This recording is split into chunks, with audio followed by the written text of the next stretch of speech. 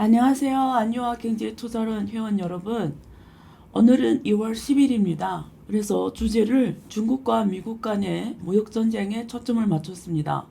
지금 로카일 당일로는 오늘부터 중국이 미국에 대한 보복 관세가 시작됩니다. 그래서 이 주제를 오늘 다루기로 했고요. 제가 지금 감기에 걸려가지고 목소리가 잘 안 나옵니다. 아마 듣기에 불편할 수 있는데 좀 양해를 부탁드립니다. 지금 감기가 많이 성행한다고 해요. 특히 독감이. 여러분들 건강에 주의하시기를 바랍니다.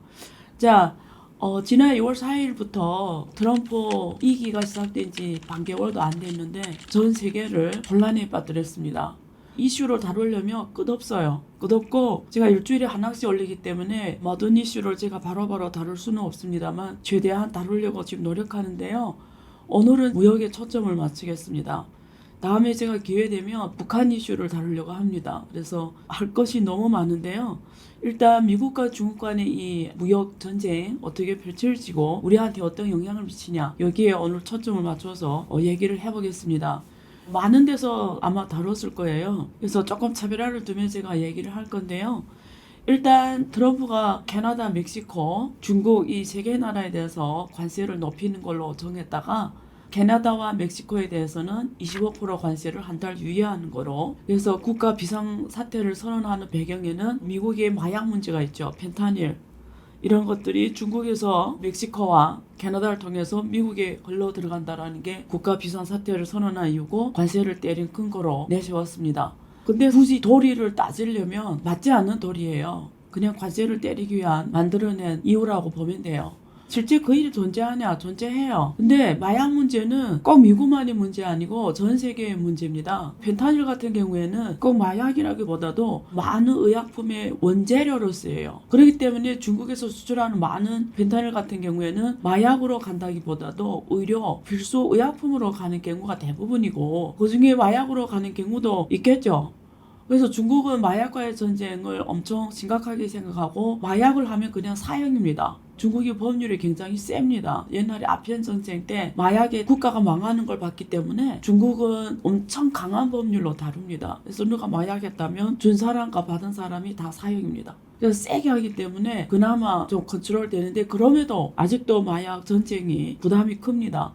근데 전 세계 모든 나라가 똑같아요. 굳이 이걸 따지기 시작하면 이 주제에서 벗어날 수 있는 나라가 없어요. 그런 걸 굳이 이유를 대는 거는 뭐 그렇다 치고, 일단은 멕시코하고 캐나다는 강력하게 반발하고 있고 보복 관세를 할 거로 선언했고, 일단 한 달간 유예하면서 자기네 맞춰서 변경 국경지대에 군대도 보내고 미국 캐나다 펀드도 만들고 해결하기 위해서 이런 노력을 같이 한 달간 해보는 걸로 하는데, 한 달간 유예는 협상 결렬이 되면 원래대로 돌아가는 거죠. 근데 이미 캐나다 국민들은 반미 정서가 엄청 높아졌기 때문에 별로 긍정적으로 보지는 않습니다. 그리고 중국 같은 경우는 바로 때려버렸습니다. 근데 중국 추가 관세예요. 그래서 1기 때 25%, 바이든이 계속 유지해왔고, 그래서 35%잖아요. 트럼프의 생각이 이렇습니다. 완전 중국하고 전략적 협상 놀이를 하고 있는 거예요. 먼저 테스트하는 거죠. 10%를 올려보고 내내 어떻게 나오는 거 보겠어. 내 의도대로 행동 안 해? 그럼 더 때려. 또 더 해? 더 때려. 이런 식입니다. 트럼프는. 그래서 하는 걸 보면서 10%, 결국 60%, 100%, 200% 이렇게 간다고 하니까 앞으로 이 관세 전쟁은 계속 높아질 것 같고요. 또 중국도 가만히 있지 않습니다. 제가 지난번에 한번 다룬 것처럼 중국은 똑같아요. 그래 너 때려 나도 때려. 그래 너 협상 원해 나도 원해. 이런 식입니다. 그래서 1차 지금 2월 4일부터 했기 때문에 중국이 나온 조치들을 보면은 일단 15% 2월 10일 오늘부터 때리는 걸 나왔고, 첫 번째는 에너지입니다. 그리고 액화 천연가스 여기에 대해서 15%. 근데 중국은 여기에 미국에 대한 수입 의존도가 높지 않습니다. 미국에 때려봤자 중국 본체 경제에 대한 영향은 작고요. 오히려 미국 에너지 기업들에 대한 타격이 크겠죠. 두 번째는 원료, 농업기계, 대기, 오염 많이 배출하는 자동차, 트랙 이런 데 대해서 10% 관세를 때리는 겁니다. 미국의 농업은 대부분 중국에 수출해요. 중국에서 에너지도 전 세계 50%를 수입하고요. 대두, 농업 이런 수입이 거의 절반은 중국이 하거든요. 그러면서 미국이 농업에 대한 타격이 엄청 받을 겁니다. 중국은 대안으로서 브라질 이런 나라들이 있어요. 굳이 미국 거 수입을 안 해도 되는 상황입니다. 그래서 이런 면에서 미국이 타격이 더 클 것으로 봐요. 그래서 원유나 농업기계, 대기, 오염이 큰 자동차, 트랙 이런 데는 10% 관세를 때린 걸로 나와서 이 두 가지 섹터는 미국의 영향을 더 크게 받을 겁니다. 그리고 WTO에 기소를 하고 WTO는 사실 역할을 거의 못해요. 이번에 트럼프가 올라와서 한 게 세계 기구에서 다 탈퇴하는 거예요. WHO, 세계위생기구를 탈퇴하고 유엔 인권위원회 탈퇴하고 그게 이스라엘, 네타냐후와 관련이 돼 있어요. 팔레스타인하고 전쟁하는데 가자 지구를 미국이 지금 자기네 관리하고 자기네 통제역에 넣겠다는 거잖아요. 그럼 거기는 팔레스타인들 200만이 아직 거기 있는데 어떻게 한다는 거지? 이스라엘은 간단합니다. 그냥 팔레스타인들을 원래 팔레스타인들 살던 땅에서 내쫓는 거예요. 팔레스타인들은 어디로 가야 돼요?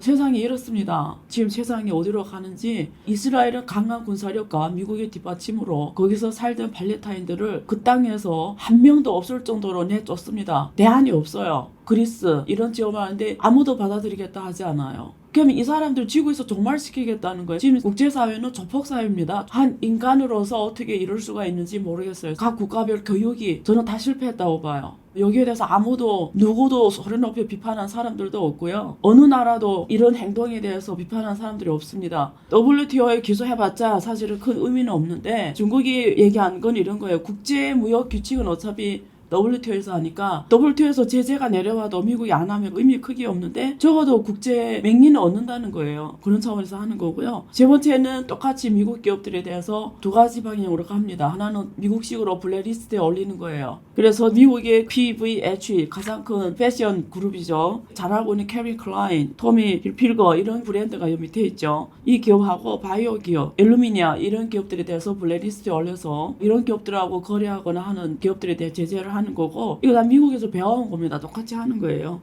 그래서 정상적인 이런 기업들은 거래를 못하게 하는 거고 두 번째는 중국에 있는 빅테크 기업들 애플, 인텔, 구글 이런 기업들에 대해서 조사를 하는 거예요. 제재 아니고요. 조사합니다. 조사라는 건 뭐냐면 트럼프가 만약에 중국에 대해서 협상을 하면 그 조사 결과가 별로 나쁘게 안 나오는 거고 트럼프가 계속 이런 식으로 중국에 대해서 압력을 가하면 그 조사 결과는 이런 기업들이 큰 타격을 주는 걸로 나올 거예요. 이 기업별로 상황이 다릅니다. 중상 구글 못 써요. 근데 왜 구글에 타격하냐?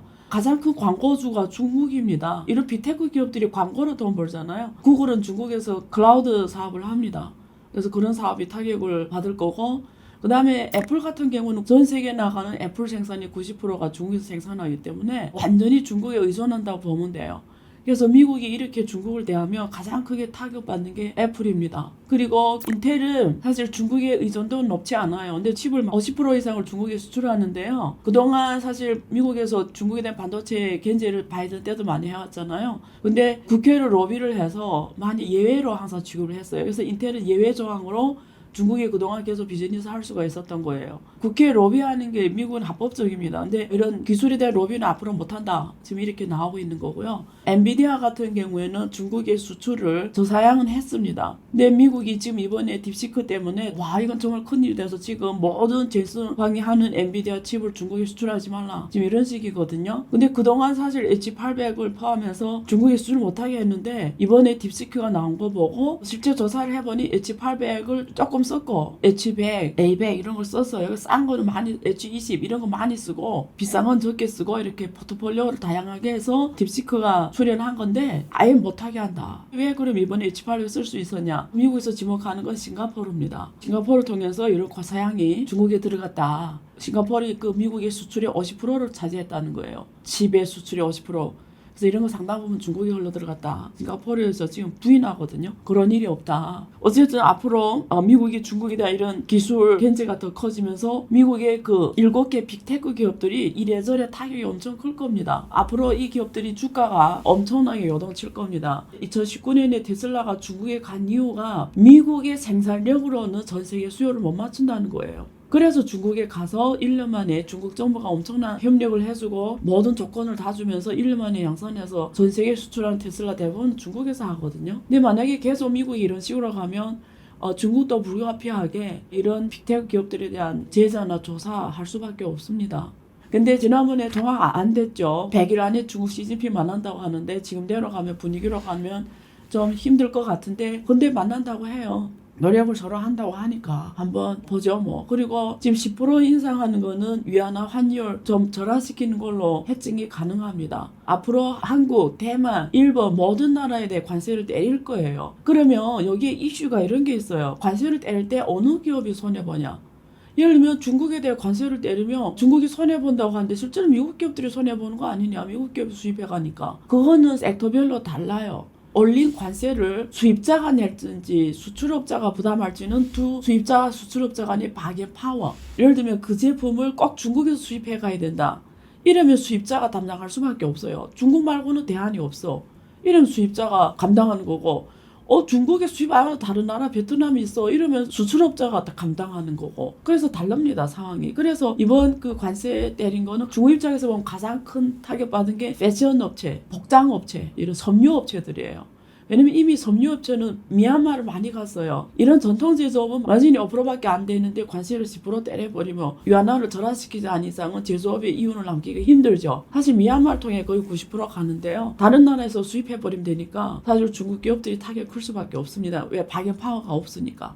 근데 미국 수입의 이런 어린이들이 쓰는 용품이나 이런 거는 중국에서 90% 수입해가요. 아마존에 파는 물건이 90%는 중국에서 옵니다. 그러니까 아마존의 입장에서는 다른 나라 대체 상품이 있으면 대체해서 들어오겠죠. 포트폴 수입에 다양화하겠죠. 근데 안 되는 것들이 있어요. 그런 건 중국에 수입할 수 없는 거는 미국 기업이 부담하는 거예요. 그러니까 결과적으로는 미국의 물가가 올라갈 수밖에 없어요. 왜? 중국이라는 나라가 전 세계 제조업에 3조 달러 넘게 합니다. 미국은 한 2.5조 달러 해요. 3조 달러 이상 한 나라 없어요. 중국이 3조, 미국이 한 2.5조 정도 하고요. 한국이 한 5천억 정도 하고, 인도가 한 4천억 하고, 일본이 한 1조 하고, 독일이 한 8천억 하는데 나머지 나라들이 중국을 대체할 수 있는 게 없어요. 인도 안 됩니다. 상당 기간 필요해요. 사람들이 인도하고 중국을 자꾸 비교하는데 조금 맞지 않아요. 비교하는 게 인구가 많아서 되는 게 아니에요. 전문 인도에 대해서 글을 썼지만 인도는 카르텔 계급사회잖아요. 중국은 계급사회 아니었어요. 중국은 78년 계획개방하고 본격으로 2001년 WTO 들어가면서 계획개방할 때 모든 사람들이 동일한 선상에 있었어요. 인도처럼 계급사회 아니었다는 거예요. 그러니까 모든 사람들이 동일한 선상에서 똑같이 노력해서 기회가 똑같이 있었다는 거죠. 모든 사람들이. 누구나 부자가 될 수 있었다는 노력만 하면. 제가 여러 번 언급했지만 그 화이트 타이거 나오는 것처럼 영화 인도는 계급사회이기 때문에 노동력이 동일한 선상에 있지 않습니다. 교육받은 자와 교육받지 않은 자 하루가 땅 차이입니다. 중국은 교육이 공평히 이루어졌어요. 학비를 내지 않았었거든요, 당시에. 그래서 모든 사람이 돈이 있으나 없으나 똑같은 기회가 있었다는 거예요. 그래서 노동자 수준이 굉장히 평준화합니다. 그래서 중국 노동자를 쓰던 기업인들은 인도나 베트남 노동자 쓰기 힘들어요. 일을 너무 못해요, 중국 노동자들에 비해서. 그리고 너무 격차가 커요. 노동력이 평준화 실력이 아닙니다. 그 다음에 두 번째, 중국은 5천년의 깊은 철학을 가진 유교 문화권에 있는 나라예요.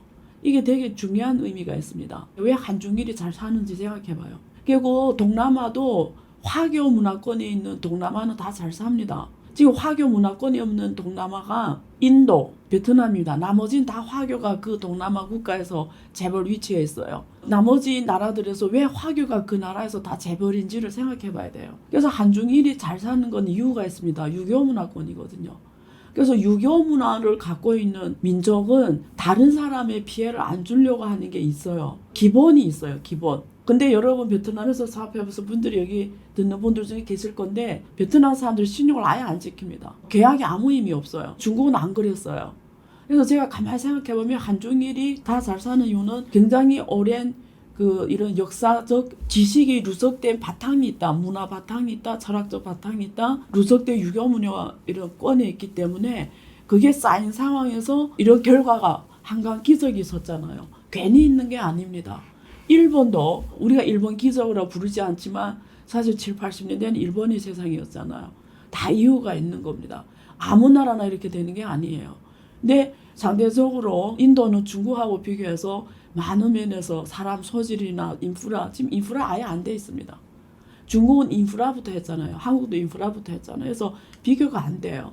그래서 상당 기간 대체가 불가능한데 그동안 세계화가 오면서 글로벌 공급망가 아주 보편적으로 퍼져 있는데 미국이 이렇게 단일 방식을 취한다? 미국하고 중국이 다 손해입니다.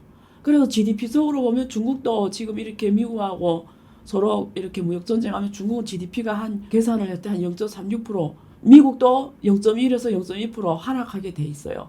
근데 당사자보다 실제 누가 더 그 영향받냐면 그 글로벌 공급망에는 제3자, 제4자예요. 제조 국가들 있잖아요. 한국, 독일, 일본, 그리고 동남아 국가들, 글로벌 공급망에 있는 모든 국가들이 사실 더 타격받습니다.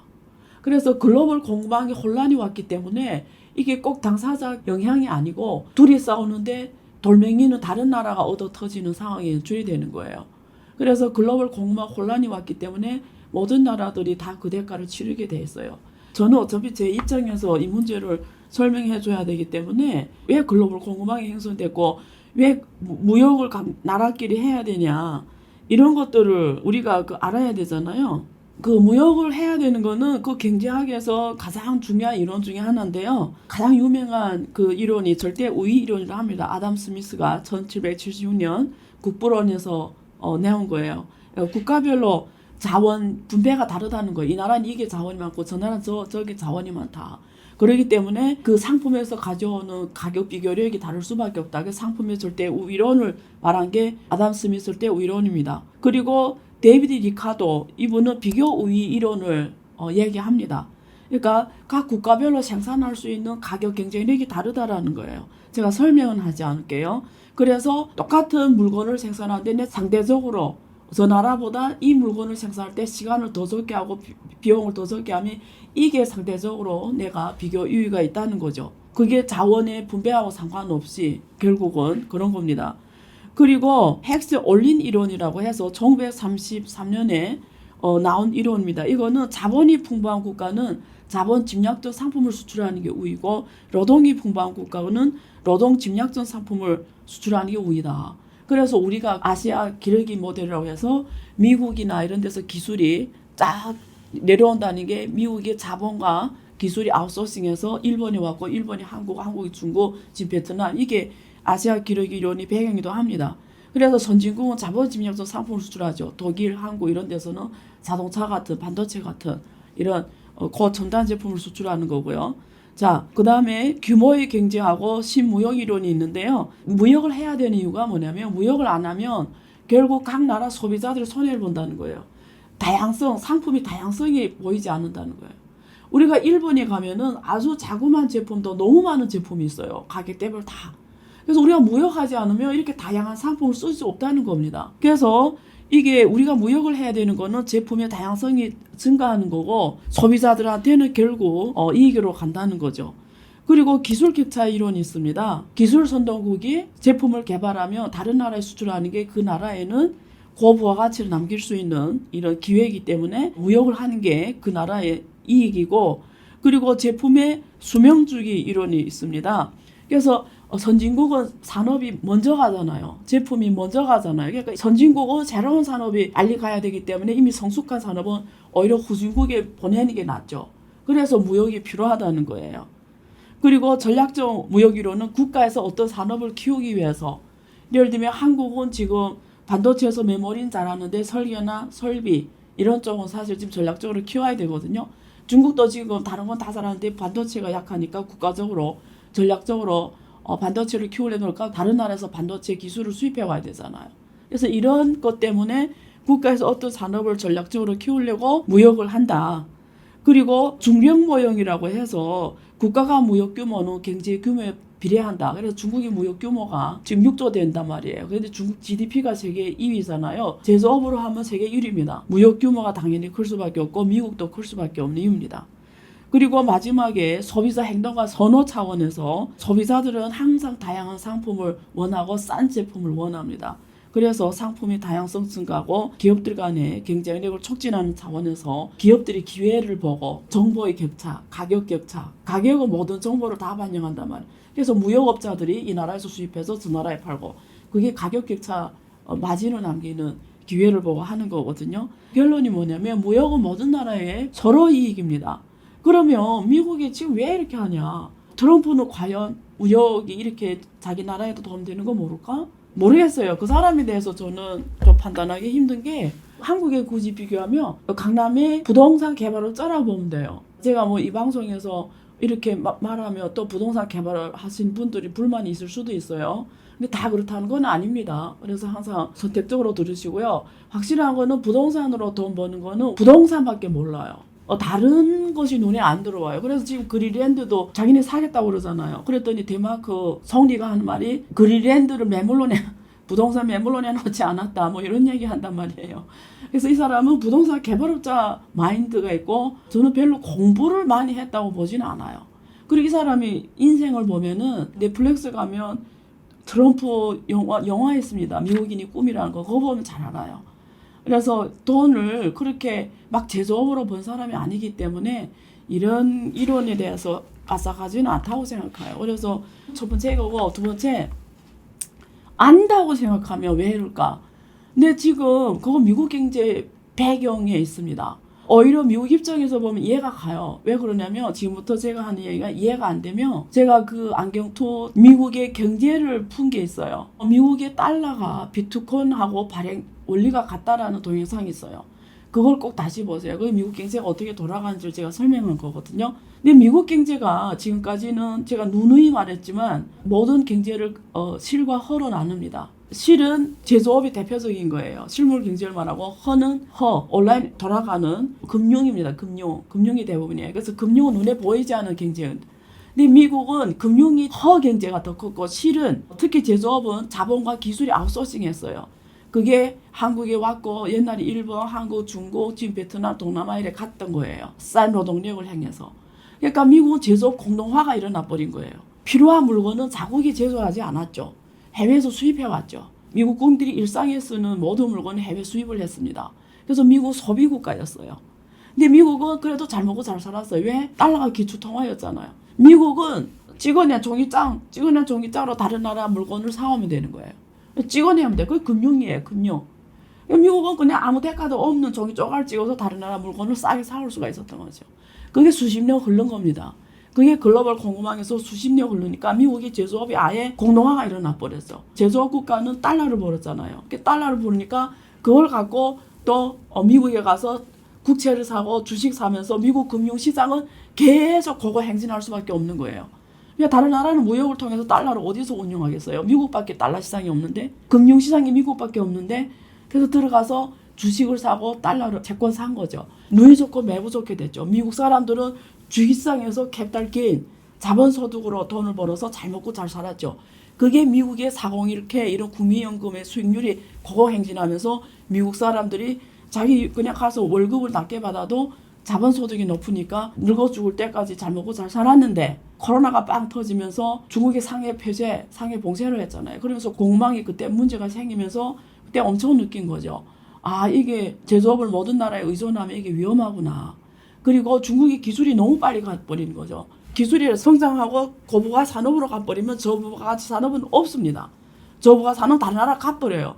근데 중국은 세계에서 유일하게 저부가가치 물건부터 고부가 다 만든 나라가 돼버린 거예요. 그게 미국이 너무 놀란 거예요. 이번에 딥싱크가 더 충격을 줬죠. 이제 우리가 먹고 사는 산업까지 다 하네. 규모도 커. 혼자서 완전 다 할 수 있어. 가상싸 신발부터 지금 비행기까지 만들잖아요. 뭐 우주에 달 사람 보내고 모든 산업 다 버리니까 미국은 종래는 이런 나라하고 경쟁해 본 적이 없죠. 와, 이건 아니다. 제조업이 이렇게 중국에 의존하는 건 너무 위험하다 해서 제조업 회귀를 선언합니다. 그래서 사실 오바마 때부터 중요시하기 시작했어요. 이거 트럼프 1기, 바이든 지금 2기 와서 더 강하게 하는데 자기네 전통 산업에서는 우위를 계속 가져가야 되니까 중국이 비행기를 자기절로 만들면 어떻게 되겠어요? 중국이 모든 군사를 자기절 다 만들면 어떻게 되겠어요? 미국이 이제 자기네 먹고 사는 걸 다 중국이 해버리면 중국이 딱 손을 대면 모든 걸 갖다가 배추 가격으로 만들잖아요. 좋은 말로 하면 이거 우리 소비자들한테는 이익이에요. 중국이 뭘 만들면 다 싸게 만들어 놓으니까 소비자한테는 좋죠. 근데 이렇게 독점으로 돈 벌던 나라들한테는 완전 테러하죠.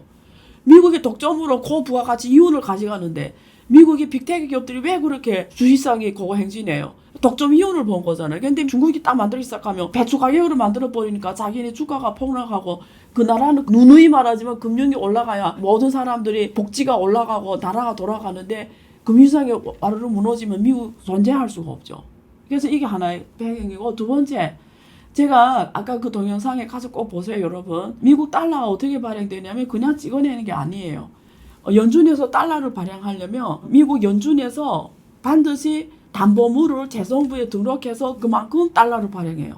그러니까 연준은 항상 채권이 있어야 돼요. 뭔가 담보물이 있어야 돼요. 그게 뭐냐면 금융시장에 가서 회사채를 산다든지 미국 정부가 발행하는 국채를 산다든지 개인 주택담보대출 있잖아요. MBS. 그거 사가지고 담보로 재정부에 등록해서 달러를 발행해요.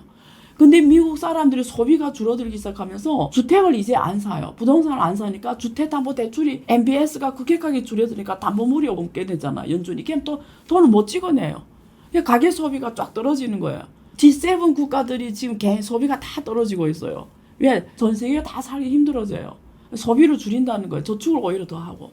그러면 연준이 뭘 담보래? 회사채. 그냥 기업이 대출해줘야 되잖아요. 근데 미국 기업은 다 해외로 나가버렸어요. 제조업들이 대출을 안 해. 별로 대출할 게 없어. 회사채도 담보할 게 없어. 그러면 미국 연준이 유일하게 담보할 수 있는 게 미국 정부가 발행하는 국채밖에 없어요. 국채를 발행한 걸 국채를 사가지고 담보를 하는데 그게 미국 정부가 부채가 하늘 높이 올라가요. 그러니까 지금 2024년만 해도 지금 부채가 2조 달러 넘게 증가했잖아요. 3조 거의 증가했잖아요. 지금 35조 달러입니다. 그러면 가계하고 기업이 지금 공동화 일어나고 가계가 소비를 안 하면 미국은 국채를 계속 발행해 가서 갈 수밖에 없는 경제구조로 가버리는 거예요. 그럼 결국은 달러의 신뢰성이 기축통화 위치가 죽어버려요. 누가 그런 달러를 써요? 한순간에 무너질 달러를. 그리고 연준은 달러의 신용을 죽어도 지켜야 되는 거예요. 그래서 물가를 2%로 하려고 하는 거예요. 2%. 그래야 달러를 사람들이 믿고 쓰죠. 달러가 종이 쪼하게 되면 누가 씁니까? 근데 국채가 만약에 지금 트럼프가 내 생각에 1년도 안 돼 40조 달러 갈 것 같아요. 미국 국채가. 그럼 달러를 누가 씁니까? 다 비트코인이나 이런 데 가죠. 아니 위안화를 대체로 쓰든지. 근데 위안화는 중국 금융시장 개방이 안 됐잖아요. 운영할 곳이 없어. 다른 나라 정부 쓰기에는 부담스러워요. 중국 금융시장에 가서 위안화 국채 사고 위안화 회사채 사고 위안화를 운영했는데 그게 안 되잖아요. 자회사 개방이 안 돼서. 그러니까 대체 상품 비트코인밖에 없는 거죠. 자, 그래서 지금 트럼프가 하는 건 제조업이 오게끔 하려고 관세를 올리는 거예요.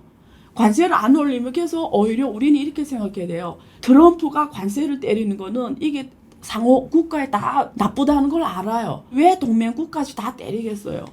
다 때리잖아요. 꼭 중국이 아니잖아요. 그게 본질이 뭐냐면 제조업이 미국에 와서 해라는 거예요. 미국에서 하면은 감세다. 기업에는 세금 내지 마. 아무리 미국 기업이라도 중국에서 하거나 한국에서 하거나 다른 나라에서 관세를 때리겠다는 거예요. 그래서 미국 기업들한테 오히려 말을 하는 거예요. 이거는. 얘네 해외에서 물건을 생산해? 미국에 갖고 와. 그러면 감세야. 근데 니 계속 그 나라에서 할래? 그럼 관세야. 그래서 저는 트럼프가 꼭 그 나라를 상대로 한다기보다 오히려 해외에 나가 있는 미국 기업들, 적어도 미국 기업들, 플러스 궁금한 게 있는 주요 국가들의 제조업이 다 미국화 하기를 원해요.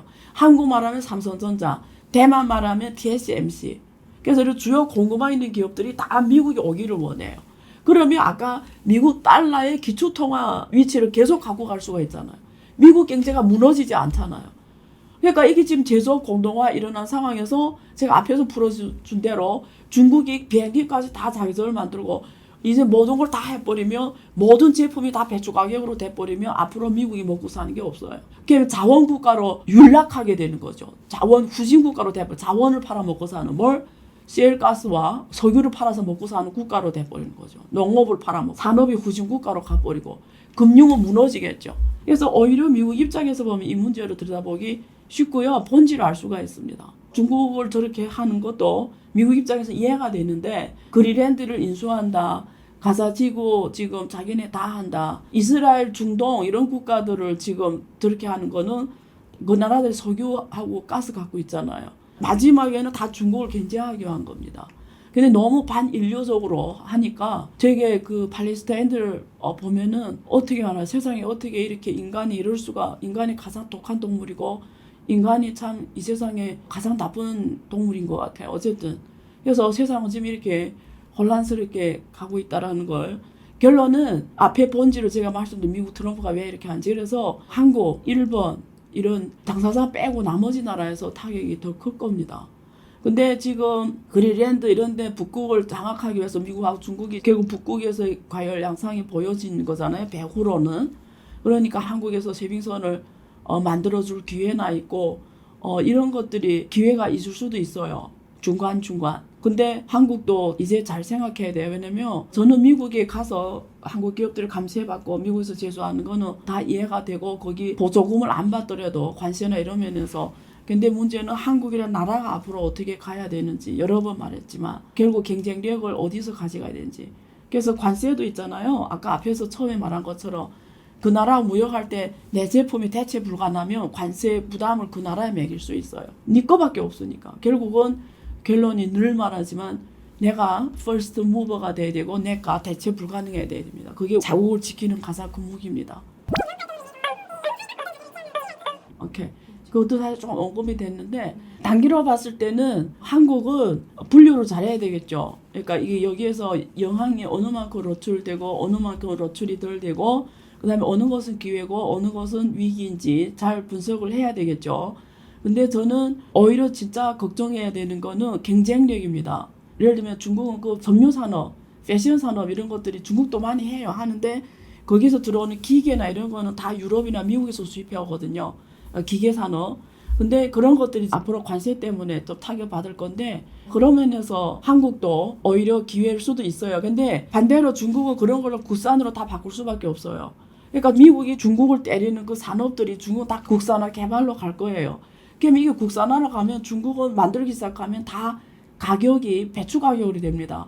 그러면 한국은 지금 먹고 사는 생태계가 고부가가치 산업 쪽에 있거든요. 중등부터 고부가 산업인데 중국이 꼭 미국의 그런 첨단 산업이 아니라도 이제는 한국이 주요 먹고 사는 산업을 중국이 다 할 수 있거나 미국이 때리면 다 국산화를 할 수밖에 없어요. 그러면 결국은 중국은 독일이 만들고 한국이 만들고 일본이 만드는 걸 중국이 가속화해서 더 만들면서 이 산업들이 더 경쟁이 치열해지고 더 가격이 떨어져요. 그냥 부가가치가 더 떨어질 수밖에 없기 때문에 그런 면에서 오히려 한국은 단기보다도 중장기를 더 걱정해야 돼요. 앞으로 한국이 뭘 먹고 살아야 되는지 그리고 한국의 대기업들이 뭘 먹고 살아야 되는 건지. 그래서 지금 미국이 저렇게 자국 보호주의 우선주의로 가면서 군국 산업, 군사 산업이 급격하게 지금 뜨고 있어서 이번에 미국의 주식 중에 하나가 군수 산업 AI 기업, 그 기업이 지금 어마어마하게 주가가 올라갔는데 이런 군수 산업 이런 쪽에 AI를 적용한 여러분 앞으로 AI를 적용해서 모든 기업들이 단가를 줄여야 됩니다. AI를 쓴 기업하고 안 쓴 기업은 단가 경쟁이 달라질 거예요. 그래서 단기에는 그렇게 대응할 수밖에 없습니다. 근데 장기는 중국이 이런 국산화 제품이 더 많이 나올 수 있는 걸 대비해가지고 중국뿐만 아니라 해외에 나갈 거 아니에요. 그러면서 글로벌 시장에서의 미래 지금 산업 경쟁에서 어떻게 우위를 차지할지를 지금부터 고려하지 않으면 안 될 것 같습니다. 네, 오늘은 여기까지 하고요. 늘 제가 그때그때마다 확인은 못하지만 댓글에 응원의 말씀을 남기시는 분들 너무 고맙고요. 또 여기 슈퍼챗이라든가 또 좋아요를 남기는 분들 너무 감사합니다. 그래서 늘 응원해 주시고요. 구독과 좋아요를 눌러주세요. 네, 감사합니다.